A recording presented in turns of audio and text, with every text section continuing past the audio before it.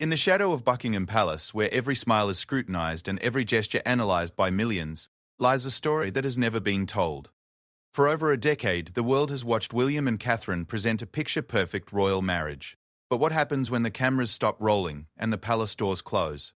A new biography has shattered the carefully constructed image, revealing intimate details that even the most dedicated royal watchers never imagined. From heated arguments that echoed through Kensington Palace corridors to tender moments shared away from prying eyes, this is the story of two people trying to build a genuine relationship while the entire world watches their every move.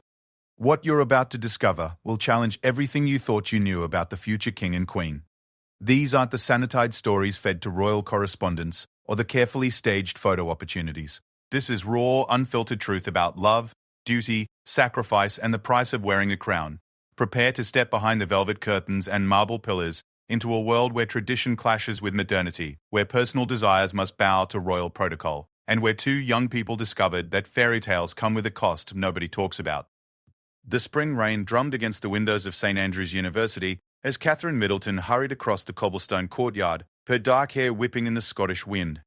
She had no idea that the tall, blonde young man, watching her from his dormitory window, would one day place a sapphire ring on her finger and change her life forever. William Arthur Philip Louis Windsor was trying desperately to be normal. After years of being followed by photographers and having his every move documented, the young prince had begged his grandmother, Queen Elizabeth, for the chance to experience university life like any other student. What he got was something far more precious than anonymity. He got Catherine. Their first real conversation happened not in some grand ballroom or royal gathering, but in the university cafeteria over lukewarm shepherd's pie and bitter coffee. Catherine wasn't impressed by his title. In fact, she seemed almost annoyed when other students whispered about the prince sitting at her table. "Do you always eat lunch surrounded by whispers?" she asked, stirring her coffee with more force than necessary. William looked around at the other students, pretending not to stare. "Unfortunately, yes, though I was hoping university might be different." "Well, they're not whispering about me," Catherine replied with a slight smile. "So either learn to enjoy it or find somewhere else to sit." It was the first time in years someone had spoken to him without reverence, fear, or calculation. William was instantly intrigued. Their relationship began slowly, built on study sessions in the library and long walks along the Scottish coast. Catherine treated him like William the student, not William the future king. She challenged his opinions in their art history classes, beat him at tennis, and once famously told him his essay on Renaissance painting was thoroughly mediocre. But it was during their second year that everything changed. Catherine had agreed to participate in a charity fashion show, and when she walked down the runway in a sheer black dress over a bandeau top and black shorts, William's careful composure cracked. He leaned over to his friend Fergus and whispered words that would later become royal legend. "She's absolutely stunning." The biography reveals that William spent the rest of that evening working up the courage to ask Catherine out properly. Not for coffee between classes or group study sessions, but for a real date. He was terrified she would say no, not because of royal protocol, but because he genuinely cared what she thought of him. Their first official date was dinner at a small Italian restaurant in town. William had chosen it specifically because it was dimly lit and tucked away from the main student areas. He arrived 30 minutes early, pacing outside until Catherine appeared in a simple blue dress that made her eyes sparkle. "You're nervous," she observed as they sat down. "Terrified," William admitted, abandoning the royal training that demanded he never show weakness. "Good," Catherine smiled. "That means this matters to you." What followed was 3 hours of conversation that flowed like wine. They talked about their families, their fears, their dreams for the future. William found himself describing the weight of expectation that had pressed down on him since childhood, while Catherine spoke about growing up as a middle-class girl who felt caught between worlds. Too posh for some, not posh enough for others. "Do you ever wonder what your life would be like if you were just William Wales?" Catherine asked, using the surname he used at university.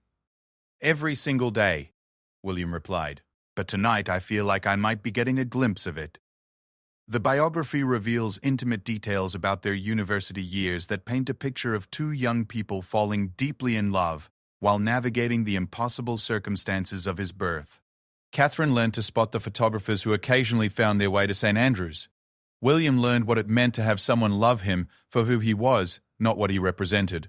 Their relationship wasn't without its challenges. Catherine struggled with the attention that came with dating a prince. Photographers began following her to classes, and tabloid newspapers started digging into her family background. Her parents, Michael and Carol Middleton, found their business and personal lives suddenly under intense scrutiny.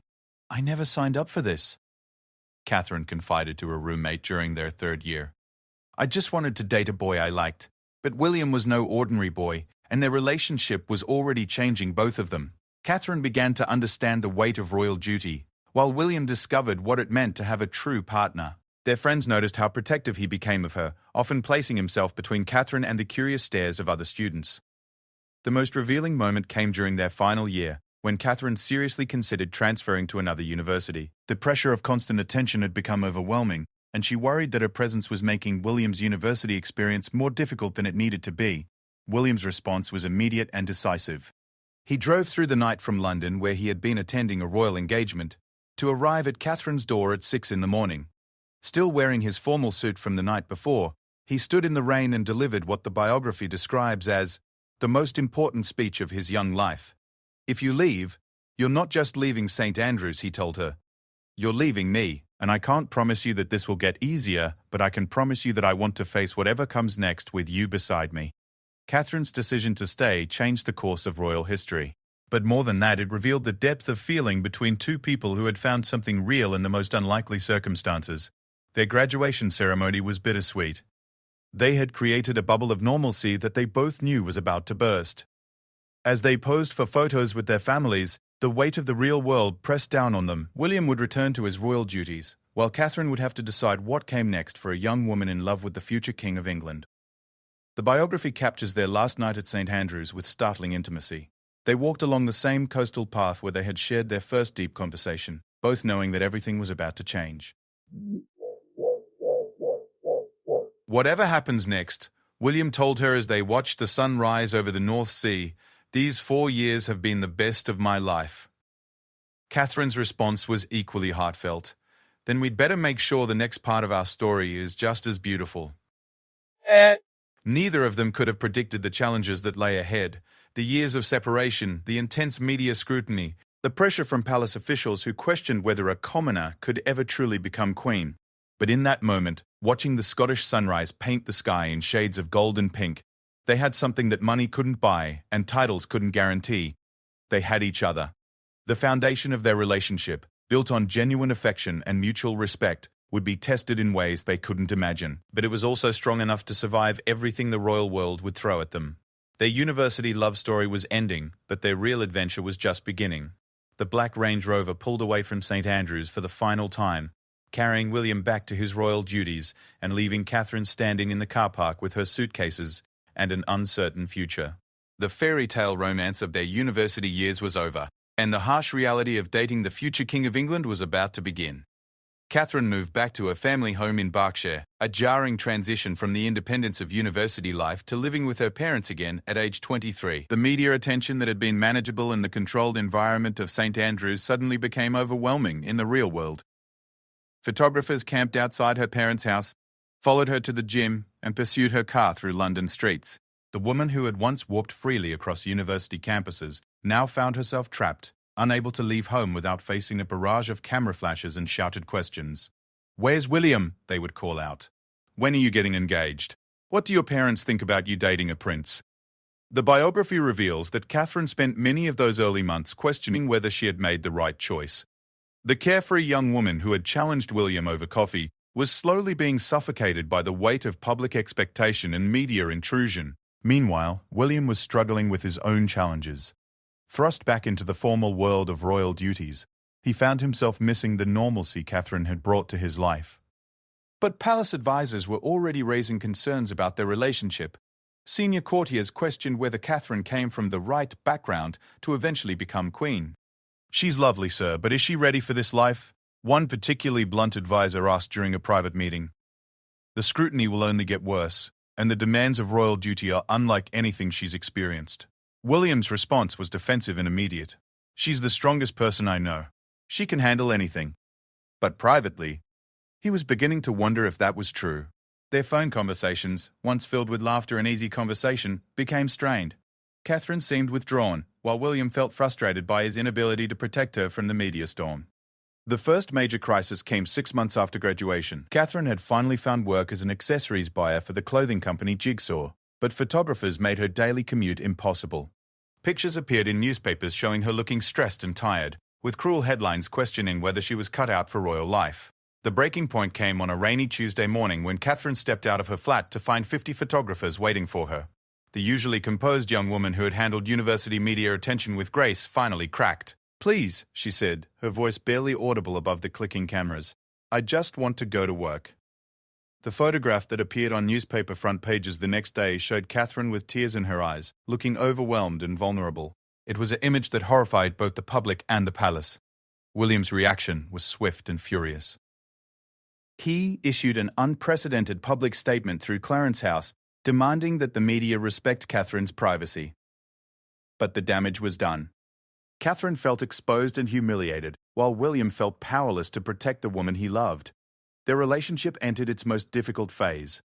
William was committed to his military training with the Blues and Royals, while Catherine struggled to build a life under constant scrutiny. They saw each other less frequently, and when they did meet, the easy comfort of their university days seemed like a distant memory. The biography details intimate conversations during this period that revealed just how close they came to ending things. During one particularly difficult phone call, Catherine finally voiced what they had both been thinking. "Maybe this isn't going to work," she said quietly. "Maybe I'm not strong enough for this life." William's response was immediate. "Don't say that. You are the strongest person I know." "Then why do I feel like I'm drowning?" Catherine replied. The conversation ended in tears, with both of them questioning whether love was enough to overcome the seemingly impossible obstacles they faced. William hung up the phone and sat in his barracks room, staring at the wall and wondering if he was being selfish by asking someone to share his burden. Catherine, meanwhile, was having her own moment of crisis. She confided in her mother, Carol, about her doubts and fears. The conversation, as revealed in the biography, showed the strength of their family bond and the practical wisdom that would later make Catherine such an effective royal. "Do you love him?" Carol asked simply. "Yes," Catherine replied without hesitation. "And does he love you?" "I think so. I hope so." "Then the question isn't whether this is difficult," Carol said. "The question is whether you're willing to fight for something worth having." It was a turning point for Catherine. Instead of retreating further, she made a conscious decision to take control of her situation. She stopped avoiding photographers and started facing them with quiet dignity. She found ways to support William's career while building her own identity. Most importantly, she began to study royal protocol and history, preparing herself for a future she was no longer certain would happen, but was determined to be ready for if it did. William, observing these changes, fell in love with Catherine all over again. Her grace under pressure reminded him why he had been drawn to her in the first place. But the palace machinery continued to work against them, with senior advisors suggesting that William needed to play the field before settling down. The pressure reached a crescendo during William's birthday celebration in 2006. Catherine was not invited to the main party, a deliberate snub orchestrated by palace officials who wanted to send a clear message about her place in the royal hierarchy. William was furious, but he was also beginning to understand the impossible position Catherine was in.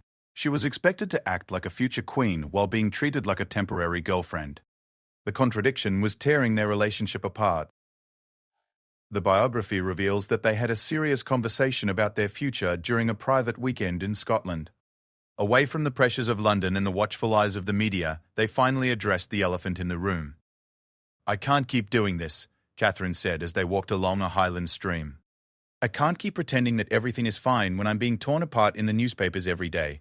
William stopped walking and turned to face her. "What are you saying?" "I'm saying that I need to know if this is going somewhere," Catherine replied. "Because if it isn't, I need to start building a different life." The ultimatum hung in the air between them. William had spent his entire life being told that duty came before personal happiness. But looking at Catherine, really looking at her, he realized that she had become part of his duty. Not to the crown, but to himself. "I can't promise you a timeline," he said finally. "But I can promise you that I'm not walking away from this. From us." Catherine studied his face, searching for certainty in a world that offered none. "Then we need to be smarter about how we do this. Because the way we've been handling things isn't working for either of us." They spent that weekend creating a strategy for their relationship that would protect them both while allowing their love to grow. It involved more private time, clearer boundaries with the media, and a conscious effort to build Catherine's public profile gradually rather than throwing her into the royal deep end. But even their best-laid plans couldn't prevent what was coming next. The pressures of royal life and the expectations of two families would soon push their relationship to the breaking point.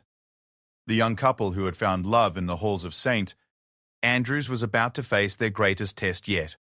As they drove back to London that Sunday evening, neither William nor Catherine could have predicted that within months their fairy tale would come crashing down in the most public way possible. The woman who had stood by William through years of scrutiny and pressure was about to make a decision that would shock the royal family and captivate the world. Their story was far from over, but it was about to take a turn that neither of them saw coming. The foundation they had built together was strong, but it was about to be tested in ways that would either destroy their love forever or forge it into something unbreakable. The phone call that would change everything came on a grey April morning in 2007. Catherine was sitting in her London flat reading the morning newspapers over coffee when her phone buzzed with William's name on the screen. She answered with the usual warmth, but something in his voice immediately told her this wasn't a normal conversation. "We need to talk," William said. His words clipped and formal in a way that reminded Catherine of his public speeches rather than their intimate conversations. "Okay," Catherine replied slowly, setting down her coffee cup. "What about?" There was a long pause, filled with the weight of everything they hadn't said to each other over the past months. "I think we need some space," William finally said. "Some time to figure out what we really want." The words hit Catherine like a physical blow. After years of defending their relationship against critics, after enduring media scrutiny that had driven other royal girlfriends away, after restructuring her entire life around loving the future King of England, William was asking for space. "Space," Catherine repeated, her voice steady despite the earthquake happening inside her chest. "What kind of space?" "I don't know," William admitted, and for the first time in the conversation, he sounded like the young man she had fallen in love with rather than the prince giving a prepared statement. "I just know that I'm confused about everything, and I think you are too." The biography reveals that this conversation lasted over an hour, with both William and Catherine struggling to articulate feelings that seemed too big and complicated for words. William felt overwhelmed by the pressure to propose when he wasn't sure he was ready for marriage. Catherine felt exhausted by years of living in limbo, never knowing whether she was building a future or wasting her time. "Maybe the palace advisors are right," William said at one point. "Maybe we're too young for this. Maybe we need to experience other things before we can know if this is really what we want." Catherine's response was quiet but firm. "I already know what I want, William. The question is whether you do." When the call ended, Catherine sat in her flat, staring at the phone for a long time. The woman who had handled years of media pressure with grace and dignity finally allowed herself to fall apart. She called her sister Pippa, who rushed over to find Catherine crying in a way she hadn't seen since they were children. "He wants space," Catherine explained through her tears. "After everything we've been through, he wants to figure out what he wants." Pippa's response was characteristically direct. "Then give him all the space he can handle. And while he's figuring out what he wants, you figure out what you're worth." Meanwhile, William was having his own crisis at Clarence House. He had made the call he thought he needed to make, but instead of feeling relieved, he felt empty. His military colleagues noticed his distraction during training exercises. His brother Harry, despite their competitive relationship, could see that William was struggling. "You know you've just made the biggest mistake of your life, right?" Harry said during a rare moment of brotherly honesty. "I don't know anything anymore," William replied. "Everyone keeps telling me what I should do, what I should want, who I should be with. I just need to figure out what I actually want for myself." "And you couldn't figure that out with Catherine?" Harry asked. William didn't have an answer. The breakup, when it became public knowledge a few days later, dominated headlines around the world. "Wills dumps Kate," screamed the tabloids, while more respectable newspapers offered analysis about the pressure young royals faced in modern relationships. Everyone had an opinion about what had gone wrong and who was to blame. Catherine handled the media attention with a dignity that impressed even her critics. She continued her work, maintained her friendships, and refused to speak publicly about the breakup. But privately, she was devastated. The biography reveals journal entries from this period that show a young woman questioning everything she had believed about love and her own worth. "I keep thinking about what I could have done differently," she wrote. "Should I have been more understanding about the pressure he was under? Should I have been stronger when dealing with the media? Or should I have been honest earlier about what I needed from this relationship? The most painful part for Catherine wasn't the breakup itself, but the feeling that she had somehow failed a test she hadn't known she was taking.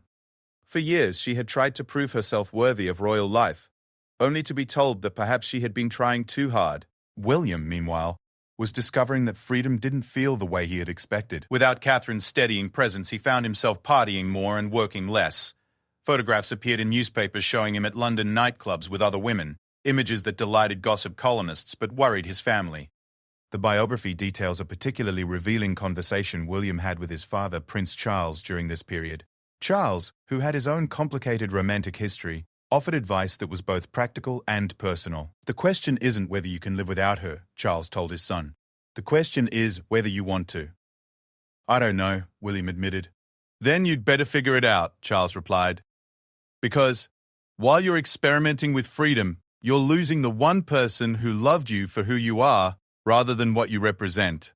The turning point came 3 months after the breakup, at a mutual friend's party where both William and Catherine were guests. They had managed to avoid each other at social events up to that point, but this time there was no escape. Catherine arrived first, looking stunning in a simple black dress that emphasized everything William had lost. She was surrounded by friends and seemed genuinely happy, laughing and dancing with a lightness that had been missing during the final months of their relationship. When William arrived an hour later, the party atmosphere noticeably shifted. People watched to see how the former couple would interact, but Catherine gave him nothing more than a polite nod before returning to her conversation. It was exactly the reaction William hadn't expected. He had assumed Catherine would be upset or would try to talk to him. Instead, she seemed to have moved on completely. For the first time since the breakup, William realized that Catherine might not be waiting for him to figure out what he wanted. The biography describes William watching Catherine from across the room, seeing her as if for the first time.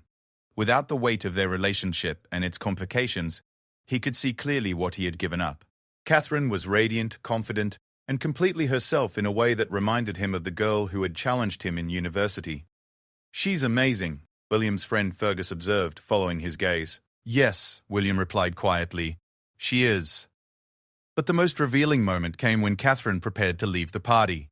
William watched as she said goodbye to their mutual friends, gracious and warm with everyone except him. As she reached the door, their eyes met for just a moment across the crowded room. Catherine's expression was unreadable, but there was something in her eyes that hit William like a punch to the chest. It wasn't anger or sadness. It was indifference. The woman who had once looked at him like he was her entire world was now looking at him like he was a stranger. William spent the rest of the party in a daze. He left early and drove through London for hours, trying to process what he had seen. Catherine wasn't pining for him, or waiting for him to come to his senses. She was building a life without him, and she seemed to be doing just fine. The biography reveals that this was the night William finally understood what he had lost. Not just Catherine the girlfriend, but Catherine the partner, who had made him a better version of himself. The woman who had stood by him through the worst media attacks and the most demanding royal duties was now applying that same strength to getting over him. Over the following weeks, William found himself paying attention to Catherine in ways he hadn't during their relationship. He noticed how she handled difficult situations with grace, how she maintained her dignity under pressure, and how she had grown stronger rather than bitter after their breakup. Friends reported that William seemed distracted and regretful, but pride kept him from making the first move toward reconciliation. Catherine, meanwhile, was genuinely moving forward with her life, taking on new projects and rebuilding her confidence. The standoff might have continued indefinitely, but fate intervened in the form of another social event where their paths crossed. This time, William wasn't content to watch from across the room. The biography describes him approaching Catherine with an unusual humility that surprised everyone who witnessed it. "Can we talk?" he asked simply. Catherine studied his face for a long moment before nodding toward a quieter corner of the room. What happened next would determine whether their love story was truly over or whether it was about to begin a new chapter. The prince who had asked for space was about to discover whether the woman he had let go was willing to give him a second chance. The conversation that would change the course of royal history happened in a corner of a crowded London club, with music thumping in the background and their friends pretending not to watch. William and Catherine stood facing each other for the first time in months, the weight of everything unsaid hanging between them like a physical presence. "You look well," William said, immediately regretting the inadequate words. Catherine's smile was polite but distant. "Thank you. How are your studies going?" They were speaking like acquaintances, and the formality was killing William. This was the woman who had once fallen asleep on his shoulder during late-night study sessions, who had challenged his opinions and laughed at his jokes. Now she was treating him with the same careful courtesy she showed to strangers. "Catherine," William said, his voice dropping to a more intimate level, "I've been thinking about us, about everything that happened. Have you?" Catherine's tone remained neutral, but William caught a flicker of something in her eyes. Pain, perhaps, or maybe just exhaustion. "I made a mistake," William said, the words coming out in a rush. "I thought I needed space to figure out what I wanted, but all I figured out was that I want you." Catherine was quiet for a long moment, studying his face. When she finally spoke, her words were carefully measured. "You had space, William. What did you do with it?" The question hit harder than any accusation could have. William thought about the months he had spent partying, trying to convince himself he was happy, telling friends he was finally free. The freedom had felt like drowning. "I wasted it," he admitted. "I spent so much time trying to prove to myself that I could be happy without you that I forgot to actually be happy." "And now you've decided you want me back?" Catherine asked. There was no anger in her voice, just a weariness that broke William's heart. "It's not that simple," William said, recognizing how his words sounded. "I know I hurt you. I know I don't have the right to ask for another chance. But I also know that losing you was the worst thing that's ever happened to me." The biography reveals that this conversation lasted over an hour, with both of them moving to a quieter location as the club grew more crowded. Catherine didn't make it easy for William. The months apart had given her clarity about what she would and wouldn't accept in a relationship. "I spent 3 years of my life loving you," Catherine said at one point. 3 years dealing with photographers, nasty headlines, and people questioning whether I was good enough for you. And when it got difficult, you decided you needed space to figure out if I was worth it." William winced at the accusation, but he couldn't deny its accuracy. "You're right. And I'm sorry. I'm sorry for putting you through that, and I'm sorry for being too young and stupid to appreciate what we had." "Sorry doesn't fix the fact that you broke my heart," Catherine replied. "And it doesn't promise that you won't do it again when things get difficult." It was the opening William had been hoping for. Catherine was angry, but she was engaging with him. If she truly didn't care anymore, she would have walked away from the conversation. "You're right," William said. "I can't promise that I'll always handle things perfectly, but I can promise that I'll never walk away from us again. What we have is too important, too rare, to throw away because I'm scared of the responsibility." Catherine looked at him for a long time, searching his face for sincerity. "What's changed, William?" "What makes you think this will work now when it didn't work before?" "I've changed," William said simply. "I know what it feels like to live without you, and I never want to feel that way again." "And you've changed too. You're stronger now, more sure of yourself." "Maybe we're finally ready for this." The conversation didn't end with a dramatic reconciliation. Catherine told William she needed time to think, and they parted ways with nothing resolved. But something had shifted between them. A crack in the wall Catherine had built around her heart. Over the following weeks, William began a careful campaign to win Catherine back. The biography details the thoughtful gestures and private conversations that slowly rebuilt the trust between them. Unlike their university courtship, this wasn't about grand romantic gestures. This was about proving that he had learned from his mistakes. William sent Catherine a handwritten letter, something he had never done during their original relationship. In it, he acknowledged his failures and outlined his hopes for their future. The letter, excerpts of which appear in the biography, showed a level of emotional maturity that had been missing during their breakup. "I spent so long thinking about what everyone else expected of us that I forgot to pay attention to what we expected of each other," William wrote. "You deserve better than someone who was afraid of his own feelings, and I want the chance to be that better person." Catherine kept the letter but didn't respond immediately.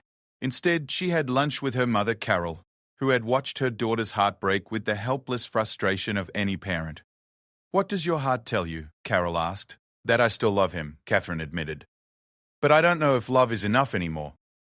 "Love is never enough by itself," Carol replied. "But it's the foundation everything else is built on. The question is whether you think he's ready to build something real with you." Catherine's decision to give William another chance didn't come all at once. It was a gradual warming, a series of coffee dates and long phone conversations where they talked honestly about their fears and expectations. William had to prove that he was serious about their future, while Catherine had to decide whether she was willing to risk her heart again. The turning point came during a private weekend at Balmoral. the Queen's estate in Scotland. William had invited Catherine to join him for what he described as a proper conversation about our future. Away from London pressures and media attention, they finally had the space to rediscover each other. The biography describes long walks through Highland meadows where they talked about everything they had been too afraid to discuss before. William spoke honestly about the pressures of his position and his fears about marriage. Catherine shared her own anxieties about whether she could handle the scrutiny that came with being his wife. I need to know that you're with me because you want to be, Catherine said as they sat by a stream. Not because you're supposed to be, or because it's expected, but because you choose me every day. I choose you, William said without hesitation. I choose you when it's easy and when it's hard. I choose you when the papers are kind and when they're cruel. I choose you because you make me better than I am, alone. It was the promise Catherine had needed to hear. Not a declaration of love, which they had never doubted, but a commitment to choice and effort, and daily decisions to put their relationship first. They returned to London as a couple, but this time their relationship was different. They had learned to communicate more honestly, to address problems before they became crises, and to protect their partnership from outside pressures.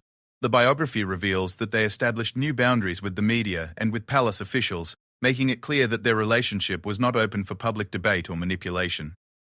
William also began the process of preparing Catherine for royal life in a more systematic way. Instead of throwing her into official events without preparation, he worked with palace staff to gradually introduce her to royal protocol and expectations. Catherine, for her part, embraced these lessons with the same determination she had shown in everything else. The most significant change was in how they handled the inevitable challenges. When photographers became too aggressive, they dealt with it together. When palace advisors questioned Catherine's background or readiness, William defended her immediately and decisively. When Catherine felt overwhelmed by public attention, William adjusted their schedules to give her more private time. Their friends noticed the difference immediately. Where their previous relationship had sometimes felt like William and Catherine against the world, this felt like a true partnership. They supported each other's individual interests while building a shared vision for their future. The biography reveals intimate moments from this period that showed two people who had learned from their mistakes and were determined not to repeat them. They talked about marriage openly, discussing not just when it might happen, but what kind of marriage they wanted to have. They planned for the challenges they would face as senior royals, while protecting the private life they had fought so hard to create. But perhaps most importantly, they learned to trust each other again. Catherine had to trust that William wouldn't run when things became difficult. William had to trust that Catherine's feelings for him weren't conditional on royal titles or public approval. The second chance they gave each other wasn't just about rekindling old feelings. It was about building something entirely new, stronger, and more mature than what they had shared in university. They were no longer the young couple who had fallen in love over coffee and study sessions. They were two adults who had chosen each other with full knowledge of what that choice would cost them. As 2010 dawned, their friends and family could see that something significant was building. William and Catherine seemed settled in a way they never had before, confident not just in their love for each other, but in their ability to handle whatever challenges lay ahead. The question was no longer whether they would marry, but when William would finally propose to the woman who had captured his heart, broken it, and then helped him put it back together again. The ring had belonged to his mother, and William carried it in his backpack for 3 weeks before finding the perfect moment to propose. It was October 2010, and they were on holiday in Kenya, staying in a remote cabin overlooking Lake Rutundu, with no photographers, no palace officials, and no one to witness what would become one of the most famous proposals in royal history, except the African wildlife. Catherine had no idea what William was planning. She thought they were simply enjoying a romantic getaway, a chance to escape the increasing speculation about their future that had been building throughout 2010. The media had begun calling her Waity Katie, a nickname that stung more than she let on, suggesting she was desperate for a proposal that might never come. But William had been planning this moment carefully. He had spoken to Catherine's father, Michael, during a formal dinner at the Middleton family home in Buckshire. The conversation, as revealed in the biography, was both traditional and deeply personal. "I'd like your permission to marry Catherine," William said, his usual confidence replaced by genuine nervousness. Michael's response was measured and protective. "Do you love her enough to make her happy for the rest of her life?" "I love her enough to try every single day," William replied. "Then you have my blessing," Michael said, "and my sympathy. You're getting quite a woman, but she deserves everything you can give her." The proposal itself happened during a morning walk around the lake. Catherine was photographing the sunrise when William dropped to one knee behind her, the sapphire and diamond ring catching the early African light. "Catherine Elizabeth Middleton," William said, his voice carrying across the still water, "will you marry me?" Catherine turned, saw William kneeling with the ring, and for a moment couldn't speak. The biography reveals that her first thought wasn't about becoming a princess or future queen, but about the young man she had fallen in love with at university finally being ready to build a life with her. "Yes," she said, tears streaming down her face. "Yes, of course, yes." The ring, Princess Diana's engagement ring, fit perfectly. William had chosen it specifically because he wanted his mother to be part of this moment, and because he knew Catherine would understand the significance of wearing something that represented both love and loss. "It's beautiful," Catherine said, looking at the ring through her tears. "But are you sure? Once we do this, there's no going back to being normal." "We were never normal," William laughed, pulling her into his arms. "But we can be extraordinary together." They kept the engagement secret for 3 weeks, telling only their immediate families and closest friends. The biography describes this period as one of pure joy for both of them, a time when they could savor their decision without the weight of public expectation. Catherine called her parents first, unable to contain her excitement despite the early hour in London. Carol Middleton cried when she heard the news, remembering the heartbroken young woman who had questioned whether love was worth the pain of royal life. "Are you happy?" Carol asked. "I'm terrified and thrilled and completely overwhelmed," Catherine replied. "But yes, I'm happy. I'm so happy." William called his grandmother, Queen Elizabeth, who had watched his relationship with Catherine with interest and growing approval. The Queen's response was characteristically direct. "It's about time. She's a sensible girl, and you're lucky to have her." When they announced the engagement publicly on November 16, 2010, the reaction was immediate and overwhelming. The official photograph showed a radiant Catherine wearing a sapphire blue dress that complemented Diana's ring, while William looked more relaxed and happy than the public had seen him in years. The engagement interview, conducted at St. James's Palace, gave the world its first real glimpse into their relationship as a couple preparing for marriage. Catherine spoke with a confidence and grace that silenced her critics, while William's protectiveness and pride were obvious to everyone watching. "She's got a real naughty sense of humor, which kind of helps me because I've got a very dry sense of humor," William said during the interview. "We're a good team together." Catherine's response was equally telling. "He's got a good sense of humor, and he looks after me very well in difficult situations." But the most revealing moment came when they were asked about the pressures Catherine would face as a member of the royal family. Her answer showed just how much thought she had given to her future role. "I'm willing to learn," she said simply. "And I hope that over time I'll be able to use this position to really help people." The biography reveals that behind the scenes, Catherine was already deep into preparation for royal life. She was taking lessons in everything from constitutional history to public speaking, learning about the charities and causes she would eventually champion, and studying the examples of successful royal women who had come before her. But she was also insisting on doing things her way. When palace officials suggested she needed a complete makeover, Catherine politely but firmly declined.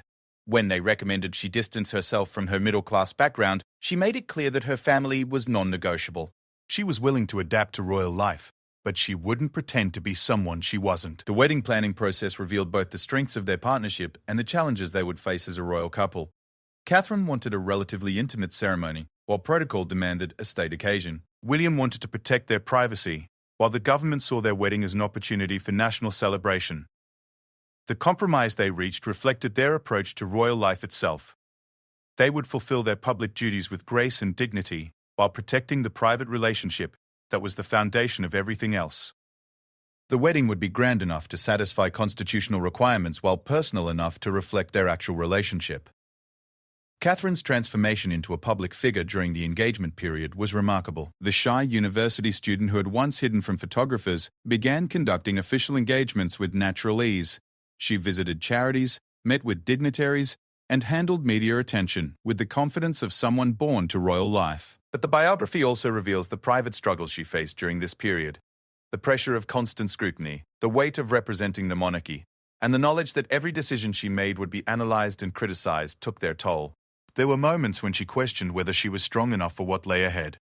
"I feel like I'm living in a fishbowl," she confided to William during one particularly difficult week.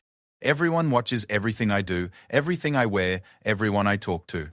William's response showed how much he had learned from their earlier struggles. "Then we'll make sure the fishbowl is as comfortable as possible."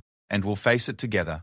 The wedding itself, on April 29, 2011, was watched by 2 billion people worldwide. But for William and Catherine, the most important moment wasn't the ceremony at Westminster Abbey, or the carriage procession, or the balcony kiss that delighted the crowds. It was the quiet moment they shared in the Abbey's vestry after signing the marriage register, when they finally had a chance to speak privately as husband and wife. "We did it," Catherine whispered, her voice filled with amazement. "We did," William agreed. And now the real work begins. The biography reveals that this moment of private connection in the midst of public spectacle would become a pattern in their marriage. They learned to find each other in crowds, to communicate with glances across formal dinner tables, and to protect their relationship even when surrounded by the machinery of monarchy. Their first years of marriage were not without challenges. Catherine faced criticism for her fashion choices, her public speaking, and her approach to royal duties. William struggled with balancing his military career with his royal obligations. They both had to adjust to life under constant scrutiny and the pressure of representing the crown. But they also discovered something that not all royal couples had found. They genuinely enjoyed working together. Catherine's natural empathy complemented William's more formal approach to official duties. His knowledge of royal protocol helped her navigate complex situations, while her fresh perspective helped him see familiar issues in new ways. The biography describes intimate moments from their early married life that showed two people who had grown into their roles without losing sight of what made them fall in love in the first place.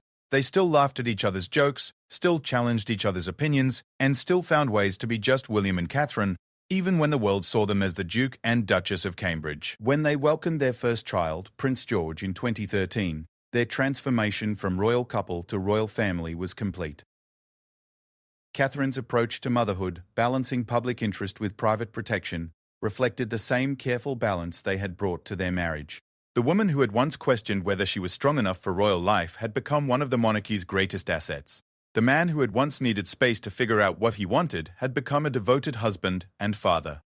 Together, they had created something that seemed almost impossible in the modern royal family, a genuine partnership that served both their personal happiness and their public duty.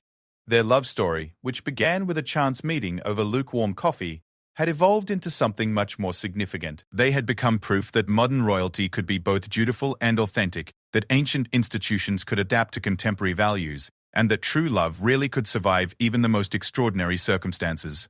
As they settled into their roles as senior members of the royal family, William and Catherine continued to write new chapters in their remarkable story. But the foundation remained the same. Two people who had chosen each other, lost each other, found each other again, and decided that whatever challenges lay ahead, they would face them together.